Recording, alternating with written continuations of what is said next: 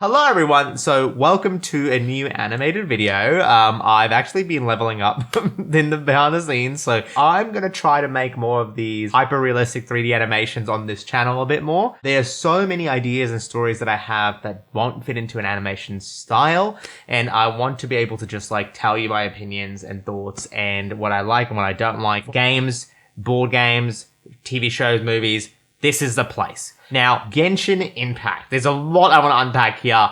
I've made a whole entire video for my animation channel. If you haven't watched that, definitely do so because you'll understand where I'm coming from. So, this video is going to be spoiler filled, okay? If you haven't played Genshin and you kind of want to and you don't want spoilers for the story or the experience, don't watch it. Actually, no, please watch it, but like turn the volume down and so that the YouTube algorithm thinks I did a good job. Thank you. This video is only going to cover the first two nations or areas, so Mondstadt and Liyue. I want to cover Inazuma and Sumeru in a future video, and then subsequently Fontaine and Natlan in the next part. So part one, those two, because I have a lot to say already about my first experience, leveling up, etc. I just wanted to mention early on as well that I am still free to play. I have not spent money on this, and I genuinely am having a great experience, as you'll find out from here. So Mars, why Genshin Impact? And the main reason really is that I wanted to try the game that everyone was talking about, and really the game that was in my inbox as like, hey, let's collaborate on a sponsorship together for a dedicated video. I have never made a dedicated video like I did for the Genshin Impact, and for a good reason. I do have a bit of integrity in that. That's where I draw the line.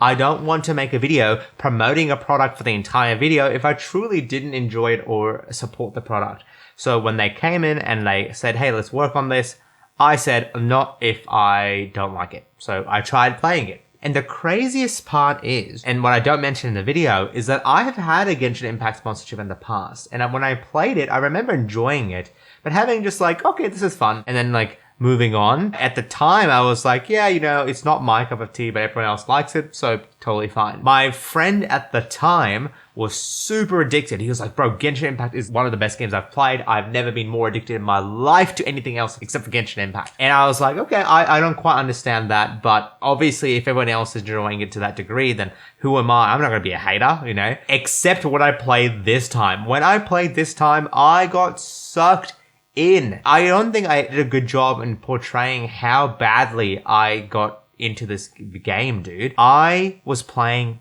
daily, every single day, hours and hours on end. My entire family is like, where are you? My friends are like, where are you? My team are like, genuinely, where are you?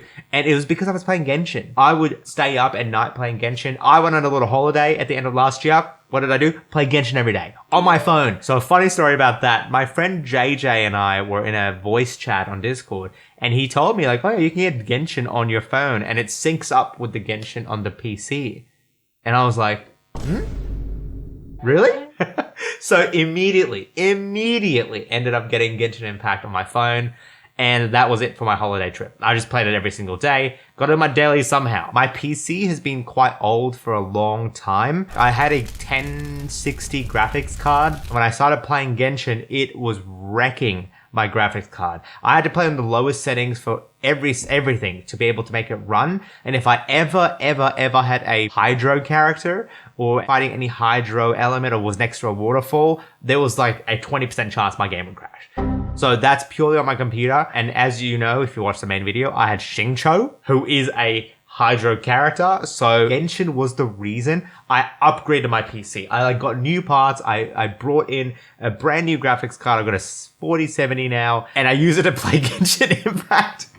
Let's go, dude. Woo, woo, woo. Now, how was it playing the game for the first time? A lot of the comments were like, I can't imagine playing Genshin in 2025 and what that experience would have been like. I had a really good time. I think they do a really good job in streamlining the process to be able to enjoy the game. A lot of what I enjoy in any like MMO or any game that I play is the story. I'm a big story guy. I like narratives and what people bring to the table with their own unique story. And I remember one of the first things I wasn't a big fan of when I first played Genshin was the fact that I was locked from an adventure rank perspective to be able to do the quests. I couldn't do them until grinding out my adventure rank more. And I remember it being like not easy to level up at that time when I first played it.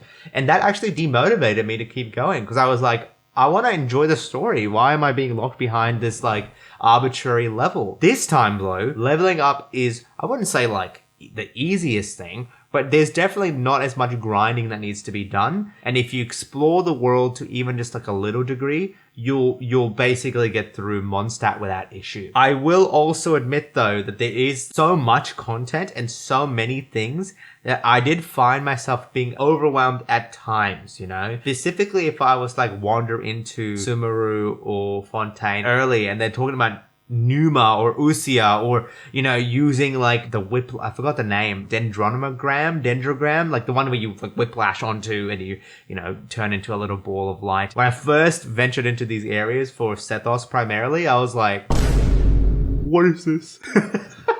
I remember that being a big thing. And I also got a bit overwhelmed with the artifact stuff. Like I didn't understand how artifacts quite work. Obviously coming from a more traditional game, I was like, oh, kill monsters equals XP. This is not the case. You can kill monsters for items and honestly they are so important to do, like to collect items. Maybe not early on, maybe when your world rank goes up, but I didn't realize that artifacts was so important in your overall DPS and overall character progression. That was definitely something I had to get over. But overall, had a really fun time. With regards to the combat specifically, I really enjoyed the combat here. I liked the idea of mixing and mashing different elements, different playstyles. I'm not a big Claymore kind of guy. I do not enjoy the playstyle of Claymore. I think it's just too heavy, too slow. I like the fast-paced switching that the catalyst and the bow and the sword and the polearm, all the other characters basically are much speedier, and I prefer that for sure. Learning the elemental system was definitely another big thing because some of them didn't make sense to me initially. I remember when I first started playing, was it Nahida or was it Kinich? One of the characters, Dendro characters, was on like the trial. I remember initially telling my friends like, oh, Nahida's trash. Like it was such a bad gameplay. Like I hated playing as them. And they get like very rightfully molded and was like, you are actually, you know, it sounds like a skill issue. It sounds like a you problem, mate. And they were right. Yeah, they were 100% right. I didn't appreciate how good Dendro is for support, for building deep. Dude, Dendro is so good for DPS. I could not believe it when I watched my old footage and I was like not keen on Nahida, who's like, I'll talk about in the future video, but like one of the best characters in time. Anyway, so definitely didn't understand the value of Dendro. I was not a big fan of Cryo, and I still am not. I end up leaning more to Hydro, Pyro, Electro, and Anima was another one that I didn't initially really like, but now I do like. I will talk about my change in team composition in part 2 of this video, because in my main video for animation, I talk about the fact that I've got Xingqiu, Xiangling, Sethos. That's all I said about. There was an unofficial 4th member who's now become the official 4th member, and I have made a replacement to one of the members because I may or may not have swapped out Sethos. I'll talk about why maybe in a future video, but let me just say, Father was worth it, okay? The other thing I couldn't really get across in the main video was how truly beautiful, how beautiful Genshin Impact is. I think it's one of the most overstated cliches in every video talking about Genshin Impact, but genuinely, yes, the first world is derivative of other games in the same genre, but I think what they do with the subsequent areas, Dragonspine, Chenyu Vale, the Chasm, like again, these are just restricted in the first 2 nations, is genuinely breathtaking. Now, I know Chenyu Vale was much later, like it was a 4.6, 4.5 update, but Dragonspine, so good. So good. Loved the idea of like having the freezing cold and having to like mitigate the warmth in some way, having a new collectible series. Loved that it fit right into Mondstadt. Like it was definitely an area that I watched the entire time when playing. I was like, what is that? Early on, I thought that was Shneznaya. I was like, oh, I'm gonna go there. That's where the Fatui live. That was definitely a really good experience. Beautiful area there. And then Liyue. dude, Liyue is beautiful. I love the way they incorporated Geo. I love the fact that the spears eroded into becoming the environment. I love the pillars. And I think it's in one of the valleys where there's like 9 pillars and you have to use like the orbs of remembrance to open them. That was so sick. Like the music dying down and getting dark definitely made me just go like, oh, this place is worth exploring. I wish there was a boss fight there. I thought we were sealing in a monster. I thought Ajdaga, you know what I'm talking about, like the boss fight that you get from doing Zhongli's story quest. If that was in there instead, hidden behind this pillar, it would have been so sick.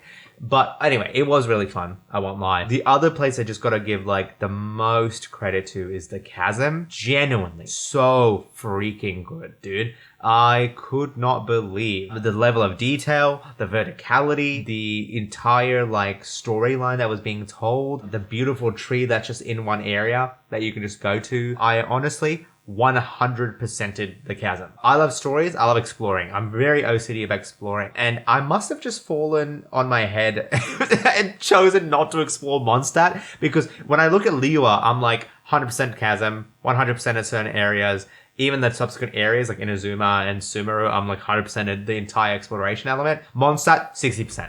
I don't know where I went wrong. I have 5 Heart of the Depth keys. I don't know where they are. So I need to go back and complete Mondstadt just because my own neuroticism is really getting to me. But again, testament to just how explorable and how really, honestly, gotta give credit where it's due. The level design is so clear in terms of whether or not you've explored everything. I think certain open world games similar to Genshin and even those which are not tend to just make it so purposefully obtuse, where it's like you got to explore a weird nook and cranny to be able to find everything to get 100%. I like it when the world is so aesthetic and fun to explore that in and of itself is the actual reason to go and continue playing and exploring the area. If it was like 98% and I didn't get the 2% that was like in the middle of nowhere, that would piss me off. And look, actually, I got a bone to pick. In Mondstadt, there's this little crummy island that you had to ice walk to for like 5 minutes straight to be able to get like one collectible and a Moculus. That pitted me off. I was like, bro, I walked with Kaya for so long to be able to get it. But I did it. The collectibles. I am a collectible fiend. I've 100%ed previous games on Xbox, PlayStation, PC, and I'm 100% of the collectibles. I am a collectible fiend. And so I was not going to leave Mondstadt unless I had 100% all the collectibles. And so that's exactly what I did. I loved the locator. I try not to use guides and stuff that are outside of the actual game itself. That's like one of my bugbears. Obviously some games like Terraria, Stardew, you just really can't do that because it like doesn't really make intuitive sense. But in this game, when they had the Oculus locator and the reputation quest, I was like, great, love it. So yes, it's going to cost like, you know, magic crystals or whatever. And like, I think I had to like hunt down a lot of, were the dandelion seeds? But yeah, happy for me to grind to do that, to be able to find the Oculus. I think that's a great idea. I'll vent about that, and as well as the disproportionate rise in the collectibles for the future regions in the future parts, because bro, come on. But Mondstadt 100% collected everything. Liyue 100% collected everything. Genuinely had a great time doing that. It was so much fun. The story. I love the story. I gave it a lot of praise. What about the actual story element? So again, spoilers here. Sorry for those who haven't played it. But I thought Liyue had a very good story. I think Mondstadt was okay. I think Mondstadt, unfortunately, was definitely when they were, I think, getting their footing for sure, because like I found the characters a bit simpler, I would say. I think that's probably the easy, like the most friendly way of saying that I found the characters to be lackluster. You know, not as 3D, not as like lovable as the future characters, you know. Venti's okay. I found there to be a disconnect for me to hear all this about Barbados and everyone, and then Venti is just the way they are. And I was like, okay. But Jean, Diluc, Kaya, like I think they're all pretty fun. They're pretty fun characters. Amber. So, and then Liyue comes in, and Liyue just hits you with a bang. Literally the bang of of Rex Lapis dropping on the table, and you immediately are met with like a murder mystery. And you're just like, So sick. Great. I love that. You're in a land of contracts and you figure things out in terms of who did what. And then you find out that Zhongli, the person you're like, you know, you're in love with, that you're with, exploring together, is Rex Lapis. I loved the amazing Archon quest. Like, Child definitely got me the heebie-jeebies when you had to turn around and fight him, and against a Harbinger that's been hyped up for now, like, 2 nations. So hype. Like, genuinely was so hype. Such a cool theme. As if I didn't think the hype could get better. Osile, I had to fight them as well, and I was like, what is going on? Why is Liyue actually hype? Chasm, great stuff. And then literally my favorite part of Liyue are the story quests of the characters. Oh my god, why are they so good? Why are they locked behind the story element here? Shenhe's story quest literally made me almost cry. Zhongli's story quest is so good, it's actually criminal that it's not a part. Both of them. Figuring out what happened to the Salt God and going through in the mystery element of that quest, as well as like fighting Ajdada, the boss in the second one. So good. Why is that locked away? Why was that on the main one? We'll talk about story quests and good stuff being locked behind it for Inazuma. You know what you know. Like, if y'all played Inazuma, you know what I'm about to get into, but again, future parts. So when I finished Mondstadt and Liyue, I ended up being like adventure rank 35 to 40, like somewhere relatively high. I remember, like, I was still at the time, near the end of Liyue, I was doing dailies, genuinely going to commissions and doing commissions. And then when I found out about long encounter points, my life changed. I have not done a commission in forever, because all I do now is just spend my resin. I think I do 150, 160 to meet the battle pass, requirement. I do that, enjoy my life, spend little time doing the, I did the bosses that would level up my characters, and yeah, had to spend less time doing dailies so that I could have more time just enjoying life. I really like that system a lot. It incentivizes you to play the game, which is mwah. Chef's kiss. Really good stuff. The reputation system is also the weekly grind I do. Totally love it. Really enjoy that. It's super easy to do. And the bounty is just like a good fight, so I don't mind that. Now, I don't do much in the way of multiplayer. That's my only thing. I honestly like playing this completely solo dolo. I don't bring in other people. I just play by myself, and I've been having an absolute blast. That's my overall impression of playing Genshin Impact, at least in Liyue and Mondstadt. I don't have much in the way of criticism or feedback. I had a really great time exploring these two. If I was to have any criticism, it would be in the future part, which we'll get to for a specific region. No, really, honestly, I've been having a great time. I still play it. I'm currently pre-farming for one of the future pools. Rotsley, Farina, hello. Anyway, so I'm still probably going to continue playing it. Now I've got a new graphics card to keep playing it, so that's so hype. So yeah, let me know if you enjoyed this video, if you want me to make more parts for Inazuma, Sumeru, Fontaine, Natline, etc. And I would love to just rant and rave about that for sure. If you want me to talk about anything else, different shows, TV shows, movies, games, One Piece, literally let me know. I would love to just sit in front of a camera and yap and tell you what I think, in addition to my animations. Thank you for listening. I am going to continue playing Genshin. Maybe get really stuck into Honkai Star Rail and Zenless. Who knows? Hoyo versus got me into their pockets. Alright, peace. I'm going to go play Genshin now. Goodbye.